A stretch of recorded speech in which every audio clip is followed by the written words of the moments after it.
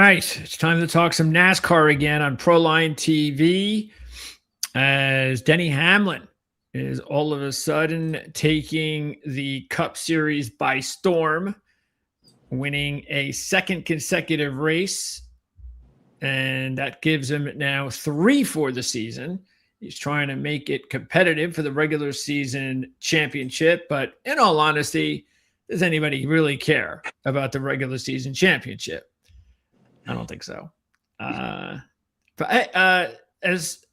I introduce our top analyst for NASCAR and for motorsports in general, CJ Radune, to the program from RotorWire.com.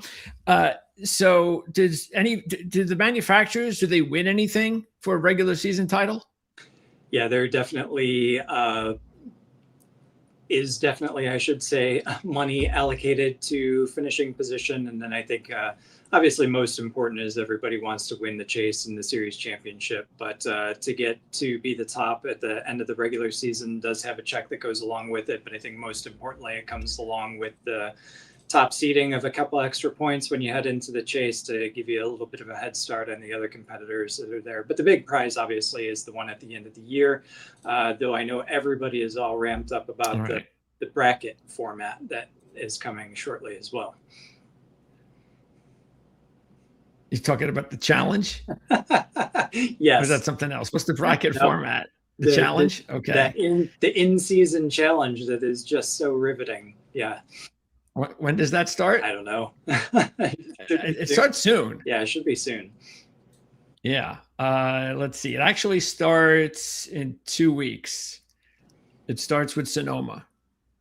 So we have back-to-back. We got a street course and a road course back-to-back. And so Sonoma gets it started. And it'll be a 5-race challenge with the exciting Brickyard as the championship race. Yeah. I mean, the good thing about it is that it does pay out $1 million.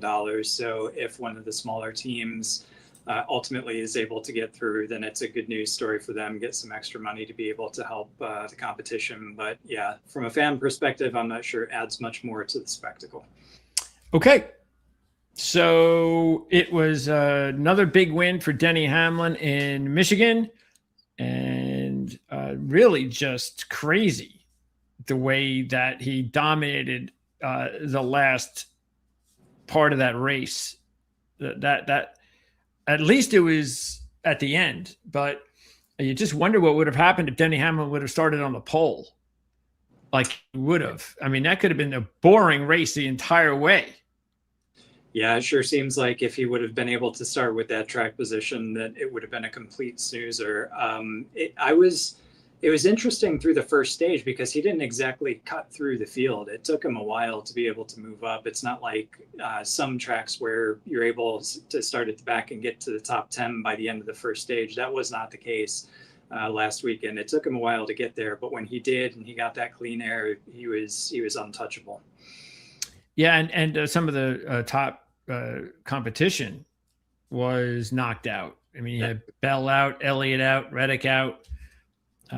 So that definitely helped as well. But still, nobody was doing what Denny was doing at that point in the race. So we can only speculate exactly how things could have gone. But hey, it is what it is. And now Denny has to make sure that he can keep this going when it really matters. But Toyota, I mean, they may have to do something about this schedule because these races that we've been going to, including Pocono this week, it's like Toyota is just dominating these locations. They just I don't think that's something that you can ignore with your schedule. I think you have to break some of that stuff up. Yeah, we've talked about this being a momentum sport in the past, and this run of the schedule, as you pointed out, seems to very much favor Toyota. There's really nobody that can hold a candle to them. And I suspect the exact same is going to be true this weekend in Pocono with another big track, similar to Michigan. It's not similar to anything else, but from a distance perspective, long straights, high horsepower, track position, that all kind of is where Toyota is making ground right now. So I suspect this weekend is going to be more of the same. Okay. We have not had a Ford win a race since Ryan Blaney did early on in the season. So it's been all Toyota and Chevy. And Toyota's now won 3 of 4, and they are the dominant manufacturer here at Pocono this week. Last year was a pretty boring race too. And a lot of times at Pocono, it's usually what you get. I mean, it's not an exciting racetrack. Only one this year, right? Yes, only one. Yeah, so that's a good thing. So they eliminated the 2 Pocono trips. Nobody wanted to see that except the people at Pocono. And so, boring last year. Nobody could pass at the front. And if you look at it, the manufacturer situation, as I mentioned, Toyota has dominated all 4 years in the next gen, Saturday and Sunday. So they have been the dominant car.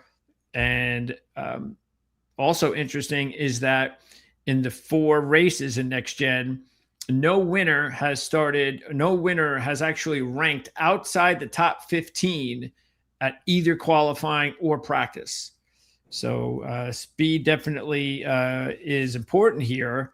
Even though with a big track like this, we have seen strategy come into play. So I don't know. Are you a little bit surprised that it's only a 4-year sampling, but are you kind of surprised that we haven't had any long shots, crazy wins by any driver, all things considered? Yeah, considering this is a strategy track and this time of year in that part of the country, it's susceptible to thunderstorms and rain too. So we've had races shortened here. We've had races delayed. We've had a few won through strategy. But yeah, since the next gen car came out, you have to be starting 8th or better. You have to be starting in the first 4 rows. Nobody since the introduction of this car has won starting lower than 8th and won. So Denny Hamlin and Ryan Blaney were the 2 that did that.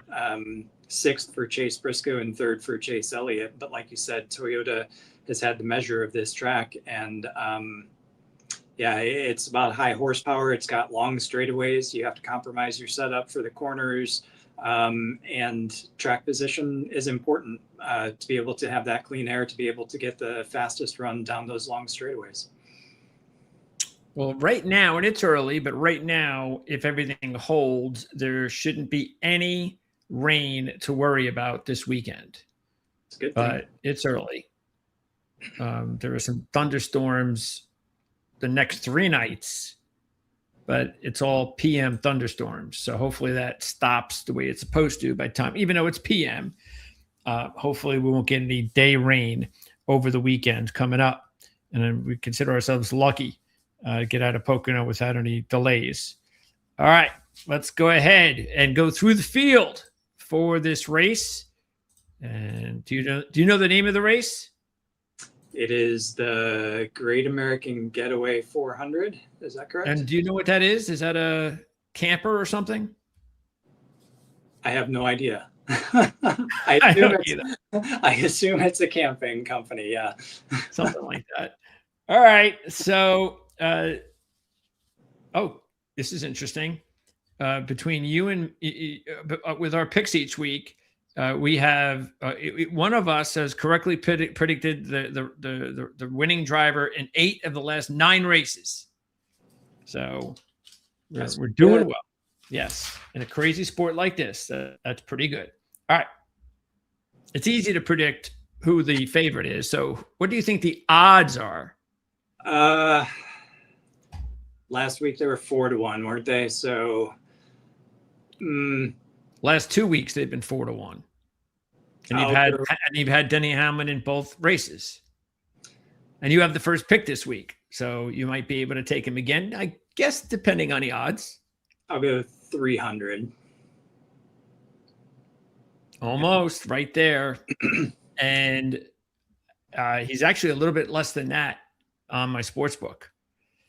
So it's getting now really dangerous because this isn't SVG in a road course, and there's a lot of competition Denny's going to have this week. This isn't one of those things where It's only a couple of other and yeah, even though Toyota's been dominant, there are some strong Chevys this week you got to keep an eye on, and a Ford, and maybe a couple of Fords. So that's the thing. It's a really low number to gamble with, but hey, I've said this many times. If you've taken Denny Hamlin the last 2 weeks and you're making money off of him, just keep doing it.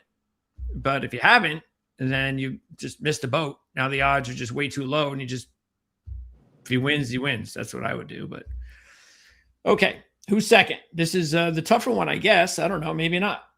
Tyler Reddick. Yeah, this is becoming a little bit predictable, but Kyle Larson. Reddick is the favorite on the sports book, and that's really the most important thing. But here they have Larson, and yeah, Reddick is actually what are they? 7-1 here. He's 6-1 at the sports book. He's the second choice. Let's see. Let me see if I can get this. Why is this so short? Did I do something? Is this too big? Oh, it's way too big. All right, let's get this better. Here we go. All right. So let's get these three in. So Larson, Reddick, and Bell, 6, 7, and 8. And so, yeah, where's Larson? Larson's actually 10-1 at the sports book. Yeah, that feels more appropriate for what his recent record at this track is, to be honest with you, versus 6 there. Yeah, Reddick, I said, is 6. Bell is also 10, just like Larson. But anyway, as far as these 3 drivers are concerned, you do have 2 Toyotas and a Chevy, and I'm just not interested in Reddick or Bell, to be honest with you, even though they're both driving Toyotas. Larson, I'm not really interested in either because he doesn't have a great resume here, and he at least is starting to do better overall with a couple top 5s in his last 3 races, but he's still not gobbling up laps and looking like he's a dangerous Kyle Larson that we just haven't seen for over a year. So I don't really like any of these 3 because Reddick, he's only led 15 laps in 8 races, and that was in 1 race in 2023. He's coming off his first non-top 15, his first wreck. And I'm sorry, but to me, that might start something. So keep an eye on that.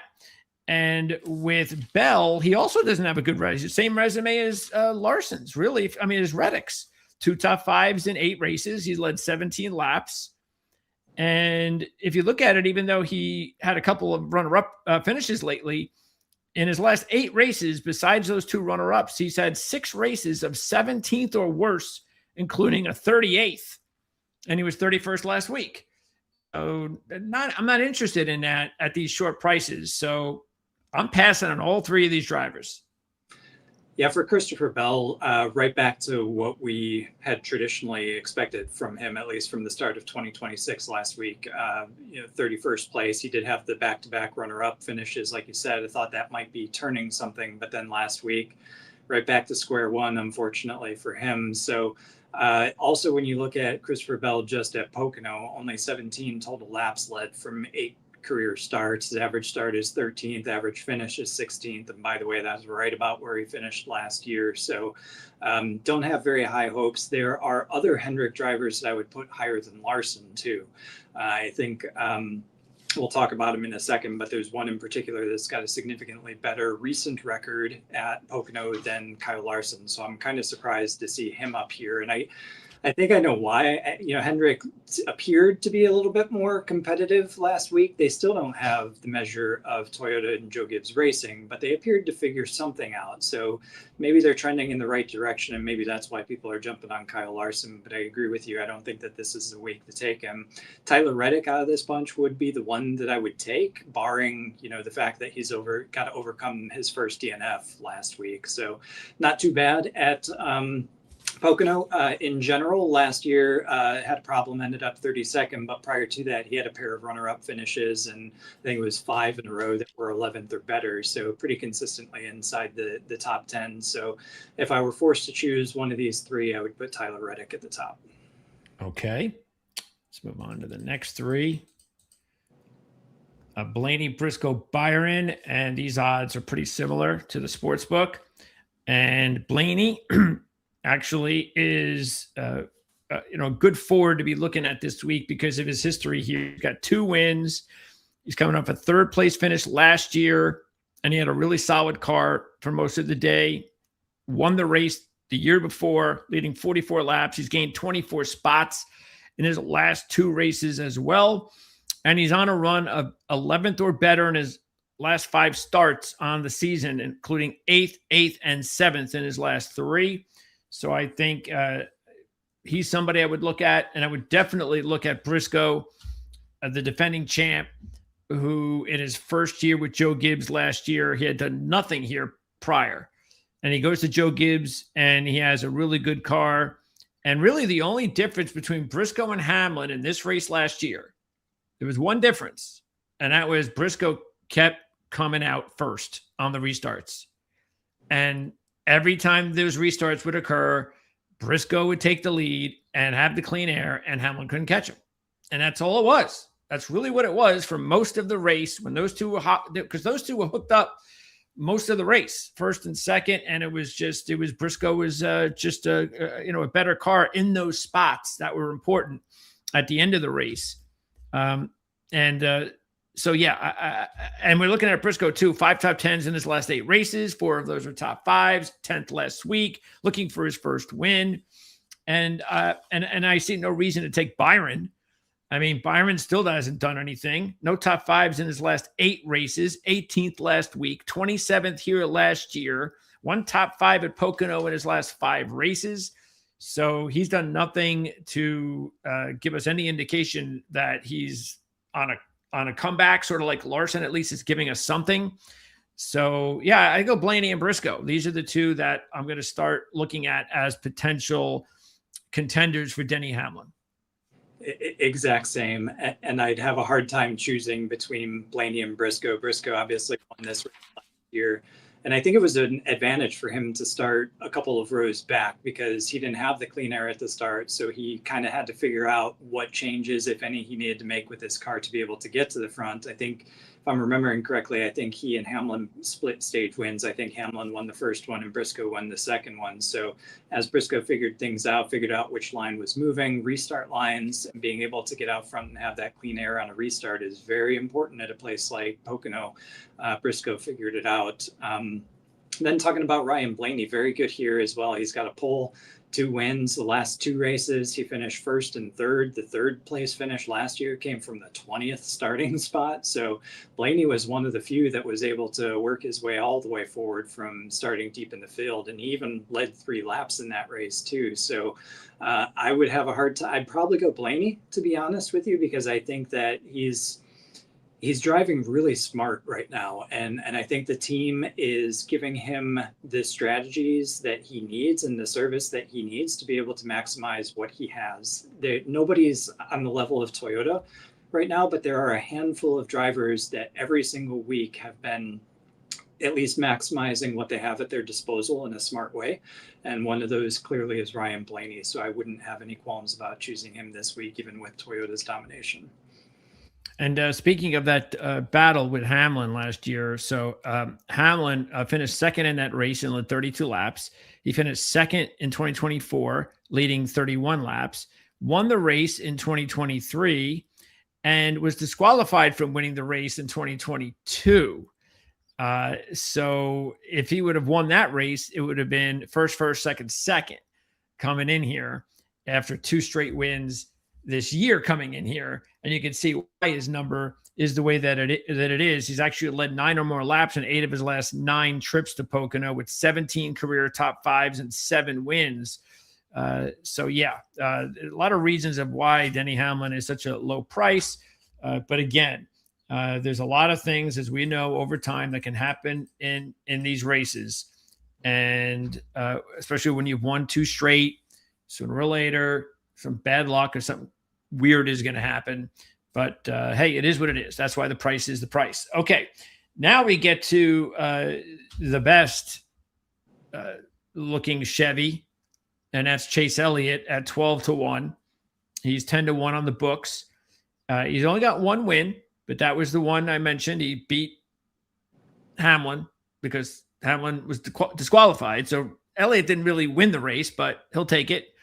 And if you look at his next gen results, they've all been in the top 10, a couple top fives. And interesting, he's only started in the top 10 in one of those races. So he's gained 42 positions in the next gen because he's not qualifying in the top 10 very much. But the thing that's interesting, and this is again, remember, he won because of the disqualification. He did not lead a lap in that race.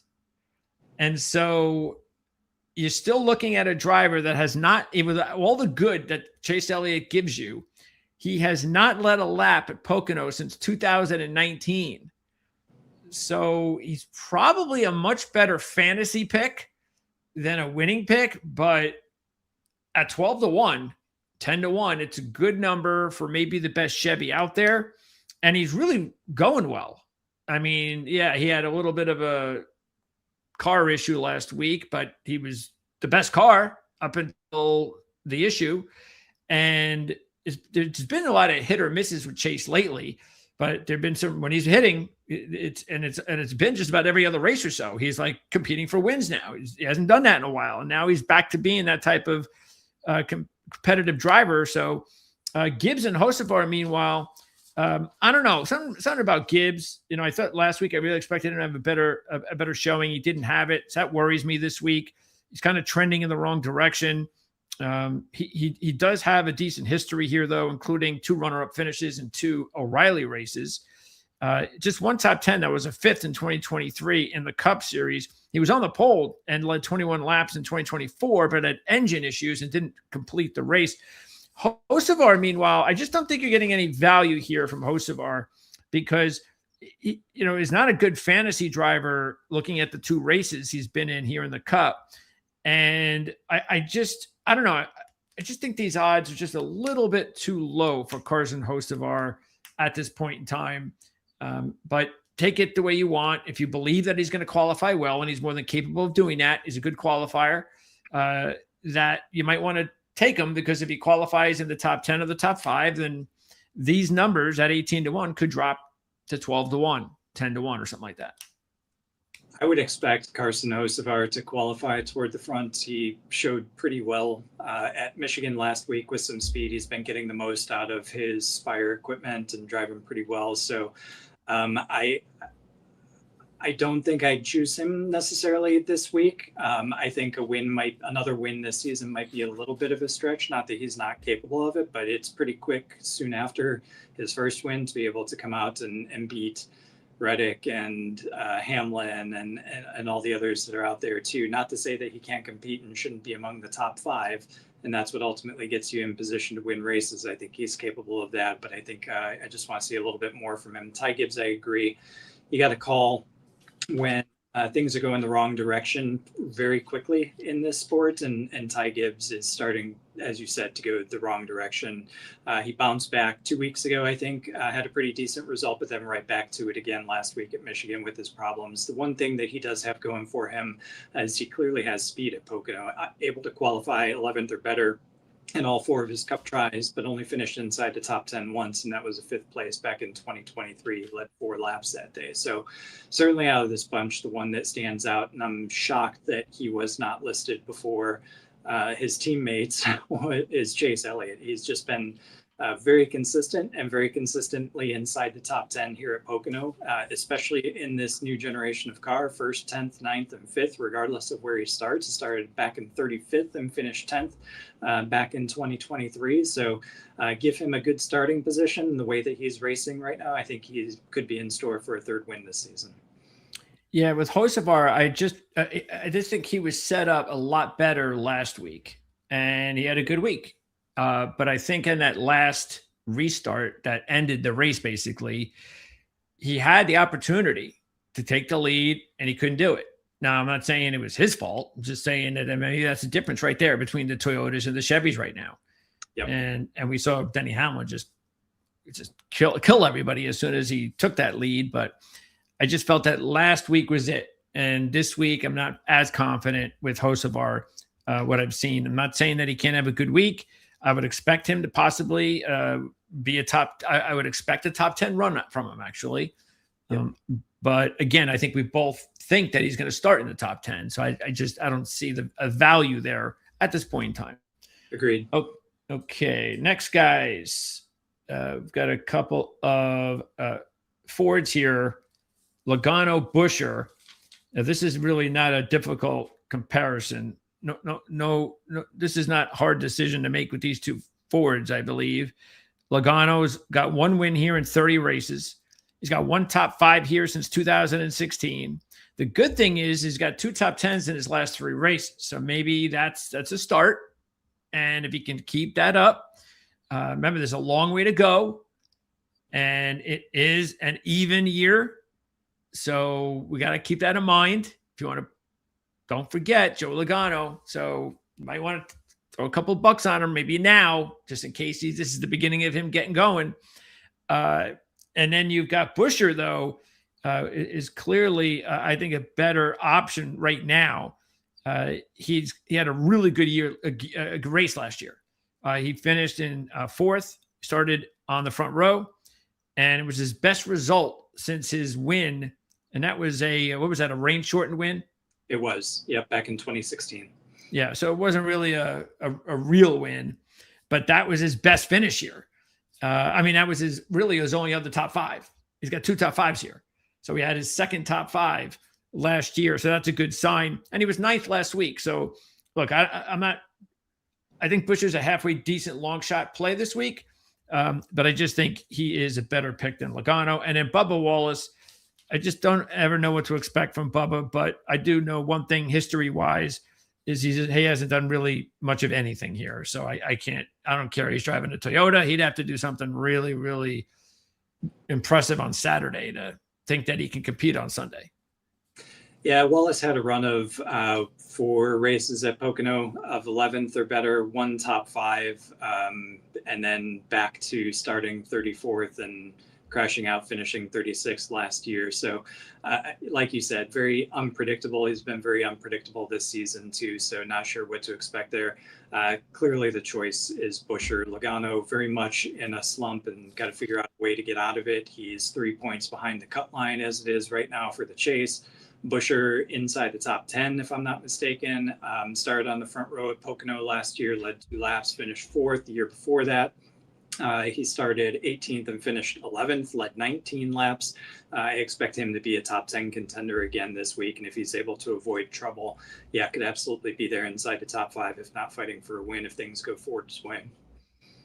Okay, now we go with 3 more. And Ross Chastain, I don't know what he's doing even at 35-1. I mentioned this last Saturday on the show because his odds, I think they were 28-1 on our show, and then went to 50-1 on Saturday night. And I was like, oh, well, this is where he belongs. So if you wanted to throw a buck on him, that's fine, but at least that's where he belongs now. And this is the same thing. I mean, it's a little bit better at 35-1, but he should be 50-1. He's done nothing. I mean, he's having an awful year, and he's been terrible at this racetrack. There's a combination of things that, like, what is he doing at 35-1? He was 16th last week. That tied him for his 3rd best result of the year. Okay, that should tell you everything you want to know about Ross Chastain's season right now. Keselowski, I don't know what's happened to him lately. Everything's going bad with Keselowski. Even so, that last week, it was like the first time that I picked him to be a good fantasy pick, and he just had nothing and out of the race. And that was his home track. And so things are not going well because I want to take him again this week. You know, he's gained 37 positions in his last 7 races. He was 9th last year, 7th in 2024, and led 20 laps and 27 laps in the 2 races. Matter of fact, he had the lead in this race last year, and he decides to pit, and he had to pit road was closed, as it so happens to be sometimes. So bad decision by Brad to try to pit with the pit road closed. Anyway, who knows what would have happened if he didn't make that dumb move. But the fact is, he's been good here. But he hasn't had a top 10 in his last 6. and 4 of his results have been in the 30s, including finishing 34th in his last 2. So, but at least he's 40-1. And I would much rather take him than Ross Chastain. I'll tell you that much. But the obvious play here is Eric Jones. I mean, Eric Jones is really red hot right now, and it's nice to see. He's got 4 top 15s in his last 5, including a second last week. And this course itself, like the bigger tracks, have been really good to Eric Jones this year. He's gained 47 positions in next gen. Average start 23rd, average finish 11.2. And he's got 5 top 5s out of 14. And as a matter of fact, Legacy might actually be a nice little team to keep an eye on this week. Both Toyotas, obviously. So, yeah, I mean, I go Jones and Keselowski, maybe. And then forget about Chastain. Last week, it seemed like the Fords that were able to stay in the race and not make stupid mistakes were able to work their way forward. So they were kind of nowhere to be found in practice and qualifying. But then the longer they hung around in the race, maybe some of that was attrition or whatever, but they were able to come forward. Chris Buescher obviously being one of them. But Keselowski, you're right. I expected a lot out of him last week, and he never really showed up. And I would expect a lot out of him this week as well at Pocono, considering how good he's been here. 7th and 9th in the last 2 races, started 14th, both of those, led a combined 47 laps. That's really good. But again, last week, kind of off the reservation, at least to start, and wasn't able to carry it all the way through to the end to correct his course there. So not really sure what we'll see from him. I think he, just based on his history at this track, is probably a halfway decent play. But Eric Jones, like you said, much more consistent. 9th, 14th, and 13th the last 4 races at Pocono. Had a fantastic race last week at Michigan in the Toyota. A lot of momentum coming into this weekend, and this has been a track that's been really good to him. He has his best finish was 2nd. He's got a pair or 3 third-place finishes prior to moving over to Legacy Motor Club. So definitely a good spot for Eric Jones. So I would put Jones at the top of the list, then Keselowski, and there's no way I'd go with Chastain right now. Yeah, RFK may not be a bad team to keep an eye on this week as long shots. So we'll find out how they do on Saturday, of course. And now we go with Steven, some more long shots. And I think all 3 of these long shots you should be paying attention to. Daniel Suarez, you can get him at 80-1 at the sportsbook. Now, he's only had 1 top 10 in his last 9 at the track, but he does have 2 top 5s in his career. And if you look at it on the season, most important, 5 top 15s in his last 6. 3 of those are top 10s, and he's got, of course, the win in the Coke race. And he was 6th last week. And he's got 3 top 10s in 3 races in the O'Reilly series. Meanwhile, Cindric, who was a big number, has actually improved all 4 of his races here, from 31st in his first appearance to 10th last year. And he's got an O'Reilly win at the track. 11th last week. So that's a good sign. Give him some confidence coming in here. And Bowman, I know Bowman hasn't done a whole lot, but he was solid in this race last year. And he's been 11th or better in 6 of his last 7 appearances at Pocono, including 2 top 5s and a win. The win was in 2021. And during that stretch of the last 7 races, he's gained 56 positions. So, again, that's why I think all 3 of these long shots should be in play as long shot drivers, and drivers that you should be looking at as far as bargains at DraftKings. I agree. And I kind of would put Daniel Suarez at the top. I think kind of like we talked about Reddick. Reddick's a new driver this year, just better than he has been. I think Suarez is coming into that same type of form as Spire Racing or Spire Motorsports. Obviously, this is his first year with the team. We've seen Hocevar get some success. Suarez has won, obviously, too, but I see him getting more comfortable each week, and he ran pretty well last week at Michigan, too. So I think Spire continues to punch above their weights, which is why I put Suarez at the top here. Cindric just got to get over his current or this season's healthy dose of bad luck and bad circumstances that he's had. Hopefully this is a place that he can do it. He finished 10th last year, which is a really good result. And I do think Penske overall should be quite good here.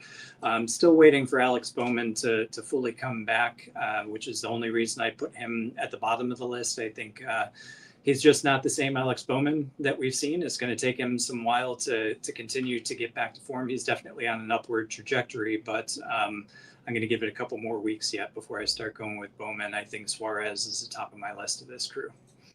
Yeah, Bowman really, if he wants to even have any sort of a chance of making the playoffs, it has to start now. Yep. You got no more time. You have to, and you got to win. You got to win at least one race. So we'll see what happens there. And yeah, we definitely agree with Hunter. Yep. And we'll get to the second half of Legacy in just a bit. Okay, so let's move on. And out of this group, I just don't see any reason to go with SVG right now. Not in this track, but we'll see what he does. And I think that even though he's gaining more respect now with the odds makers, I still think the odds are big enough that you just got to wait and see at a track like this how he does on Saturday. That's what I would do with SVG. As far as Priest, again, you're talking about RFK. That's why we said maybe not be a bad race for them. There's a good and a bad with Priest. The bad is how he's going recently. He's done really poorly in his last 3 races, 28th or worse. But he was 8th in this race last year. And in his last 5 races at Pocono, he's gained 37 positions. Meanwhile, Zane Smith, I think you know how we feel about Zane Smith by now. He is actually 200-1 at the sportsbook, which I think is still a very generous number that you should take advantage of, even just by throwing a buck on him. He hasn't been very good here so far results-wise. He's lost 30 positions in his 2 cup races, but the good thing is he's actually started the races pretty well. He's had good Saturdays, and now he's definitely got more confidence than he ever has before, and he's racing better than he ever has before. So I'm still willing to give him a little bit of a pass that I wouldn't normally do to drivers that have that sort of stats, because I'd just be surprised if he didn't have another good race this week. Totally agree. I think there's a lot more to come from Zane Smith, and you can see it just in his qualifying at Pocono. It's only been 2 races, but he started 9th and 15th. And keep in mind, he's not in, a Joe Gibbs, Hendrick, or whatever car. He's got lesser equipment, frankly, but he's getting the most out of it. He's one of the ones that I think is maximizing it every single week. So I fully expect his average finish of 27th from 2 races in the Cup Series at Pocono to be beaten handily this week. I would expect him to be up there for sure. Ryan Preece also pretty good here with RFK Racing. I'm probably going to wait to see what happens on Saturday. I think they're a good choice now regardless, just because this is a good track for them. They can clean up whatever ailed them at the beginning that kicked off last week. I think they'll be in much better position this week here at Pocono, and no reason to go with SVG this weekend. I think we saw all we needed to last week. He's still got work to do. He's on an upward trajectory, but give him some time to be able to get there. If he comes out and stuns on Saturday, great. But I don't know. I still think it's going to take some time for him to get up to speed here. Yeah, and some of these fantasy drivers, these big long shots we're talking about here, this is going to be we'll have a lot more to say on Saturday when we go over it, Saturday night usually when we go over this. But a lot of the times you want to see some of these.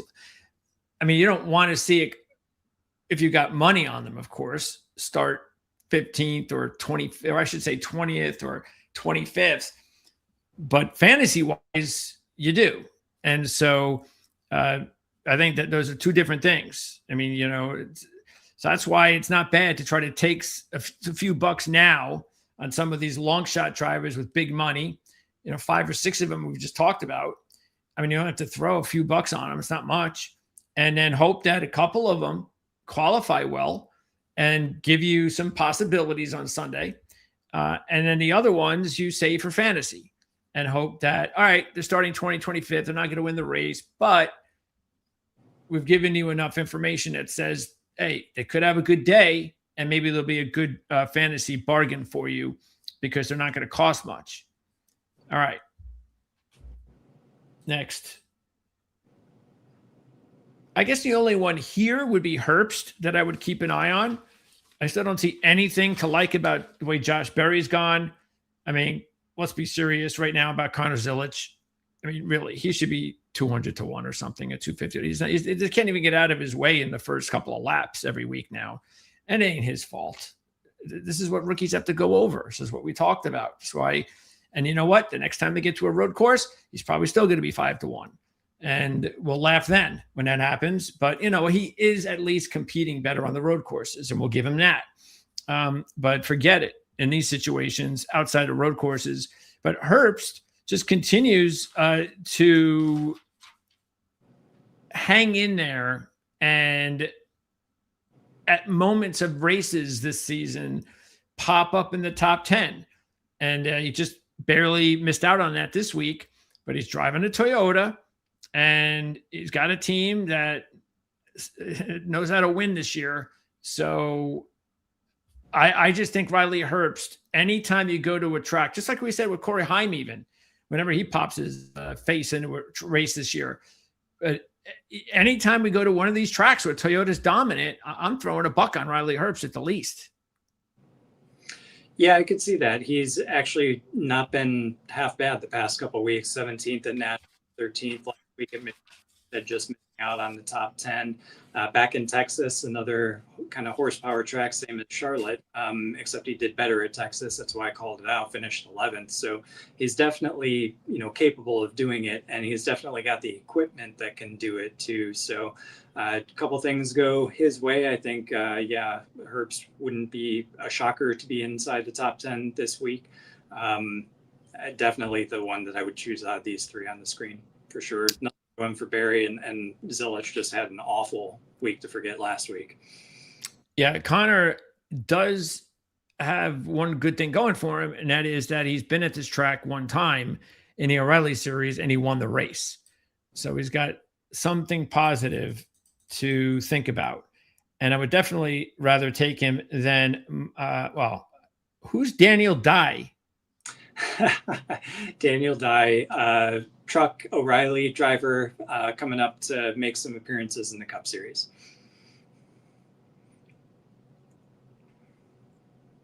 Okay. Well, I'll take Connor Zilic over him. McDowell, forget it. No way. But here's the other legacy driver that is worth a buck. And remember, keep in mind that even though we haven't seen a fuel mileage win here in next gen, it could happen. And that's what we said at the Open. So you have to keep an eye on that as well with some of these long shot drivers we've been talking about. And John Hunter is in that group, 14th last week, coming off a 10th about a month ago at Watkins Glen. And actually a solid car here last year. So this is one of his better races last year. And he's getting a nice number of 150, 200 at the sports book. So yeah, out of these three, I would definitely side with John Hunter. Totally agree. Daniel Dye's there to gain experience. Michael McDowell has kind of been absent this year, I would say, not really making much out of anything that he's got, whereas Nemechek has had some chances, had some good results. Like you said, this has been a good track for him recently as well as in a Toyota. I think Legacy is finding their groove right now as well. So John Hunter, Nemechek out of this group. And there really isn't anybody else that I've noticed as far as these long shots. I mean, Gregson, who's just having a terrible time in the Cup Series, won an O'Reilly race in 2022. And Custer, coming off a 12th last week, has 2 Pocono wins in the O'Reilly Series and 2 poles in the O'Reilly Series as well. So maybe he is a good fantasy driver to keep an eye on because he'll be very cheap. But yeah, there's really not a lot to go over here. I think we've gone over enough really quality long shots. Yeah, I would agree. And I'd point out that Cole Custer has yet to get even a top 15 finish here at Pocono, though, in the Cup Series. His best finish was 16th back in 2020. couple of top 5 starts to his credit, but yeah, just typically starts far at the back and is able to come forward a little bit, but not inside the top 15. Okay, so you've got the first pick this week. And what you're going to do, knowing that Denny Hamlin is 2-1. And so, yeah, you basically just not lose your money this week, which you could do. But what are you going to do? I am going to get off of the Hamlin bandwagon. Okay. Yeah. You know what? Gosh, it's between Reddick and Blaney. I'm going to go Blaney. I think it's time for somebody other than Toyota to win. I don't know if it's going to happen or not, but emotionally I want it to happen, so I'll go with Blaney. Okay. All right. Good choice. Blaney sitting there right around 9 or 10-1. Let's see. For me, it's between Briscoe and Elliott. And it's always tough to win back to back at the same place. But I'll go ahead and I'll go with Briscoe. I'll go with the Toyota. Good. That leaves me my second choice, just Chase Elliott. He was definitely on my list. So I was going to have to reassess if you chuck him. Okay. So you've gone with 2 non-Toyotas to start off. Yeah. My second choice, and you know what? There's only one other driver that's really left in between that I would look at, and that would be Buescher, but I'm just going to go and stick with the Toyotas, and I'm going to go with Jones as my second choice. That was going to be my third choice. So that leaves me no other option than going with John Hunter Nemechek as my final choice. Wow. All the way down to John Hunter. We both with legacy drivers. How often are we going to, that might be the only time. It's got to be the only time. Okay. So lots to choose from here. Let's see. Bowman, Suarez, Cindric, Zane Smith again, Herbst, another Toyota. Let's see. I would say it would be down to Smith, Herbst. Smith or Herbst. I'm going to go ahead and take Herbst. Wow. Yeah. I'm going to give him a shot with a Toyota and see if he could shock everybody. And I think that'd be pretty cool. All right. So, but again, lots of long shots to look at this week. No question about it. I'll be taking all those long shots, be throwing a couple of bucks on them. And we'll talk more about the fantasy aspect in detail on Saturday night show following qualifying and practice. I was wishing the odds would have been out a little earlier last week. There was no race for the first time in the O'Reilly, but they still waited to put the odds out a little late, so we couldn't even get the show started until about 9:00. But it is what it is, and that's probably around the time we'll be doing it again on Saturday night. As far as F1, they've got a race this week. They had that typical, if you qualify first, you're going to win at Monaco deal. And Antonelli was actually, I think he was minus 250 on race day. Absolutely not surprising. And Max was second at plus 250. And things didn't work out for Max, as we know. So as soon as Max got out of the race, it was like, I guess it's over. Yep. So that's basically what happened. I mean, it's funny. There was like about 15, 20 laps left in the race.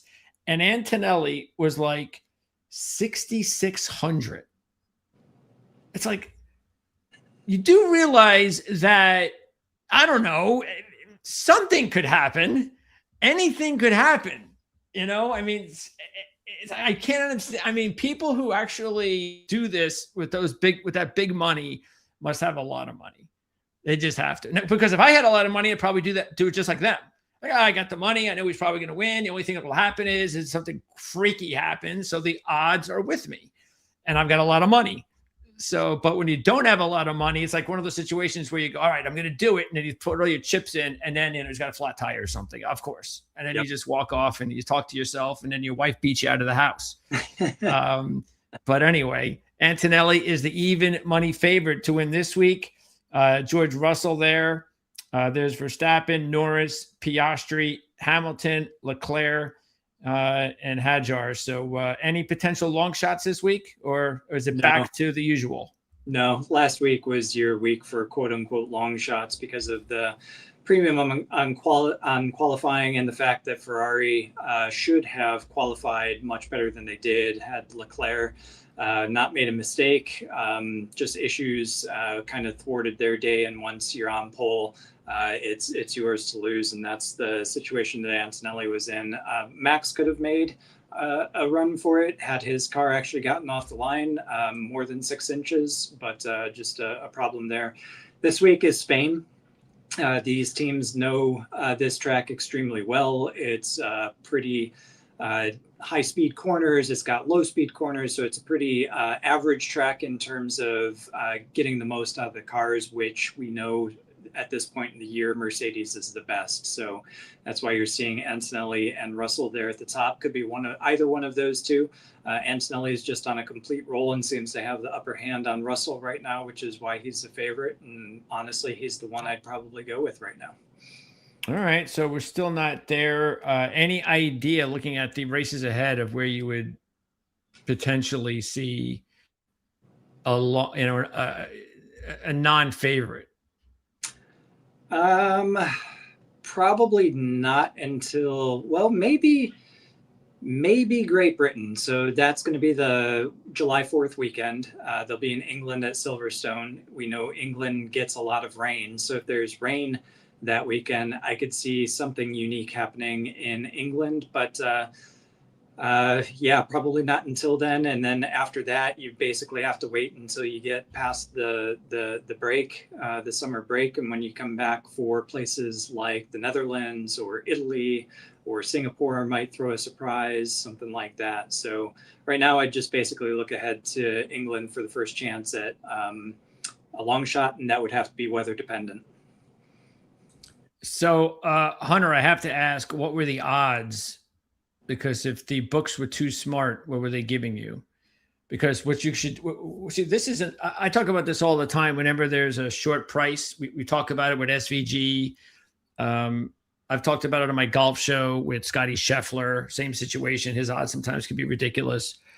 So, and a good example for me would be that if you really like Antonelli this week, because it's not minus 250. So if you really like Antonelli this week, then why not take Antonelli in a parlay with Denny Hamlin? Yeah, that's a good idea. I like the idea of trying to do the poll with the win at Monaco, but yeah, I guess given the history of that track, I guess unfortunately that didn't work. Might not be a bad one to try again this week at a place like Barcelona, because I do think Mercedes is going to have the advantage. And if I think I would definitely give the advantage to Antonelli right now, because he's just driving better and performing better throughout a full race than Russell. Obviously anything can happen, and we know that. But maybe try the parlay again this week, because Catalunya, Barcelona, this track, typically you've got to start in the front row as well. Formula One is just that way in this track. While it's not like Monaco in terms of the design and the layout, they know this track so well that the one that qualifies on pole is typically going to end up being your winner.